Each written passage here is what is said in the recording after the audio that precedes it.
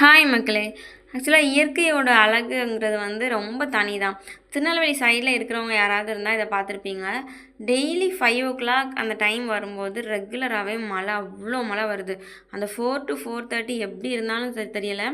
அதுக்கப்புறம் அந்த கிளைமேட் ரொம்பவே சேஞ்ச் ஆயிருந்தது. இந்த வீடியோ வந்துட்டு ஒரு 5 மினிட்ஸ்க்குள்ளே அந்த சூரியன் வந்து மறையிறது, அப்புறம் அந்த மேகம் வந்து அதை சூரியனை மறைச்சி ஃபுல்லாக இருட்டாகிற மாதிரி ஒரு கிளைமேட் வந்து கண்டினியூவாக ஒரு 3 to 4 டேஸ் வந்து ரெகுலராகவே நடந்துகிட்ருக்குது.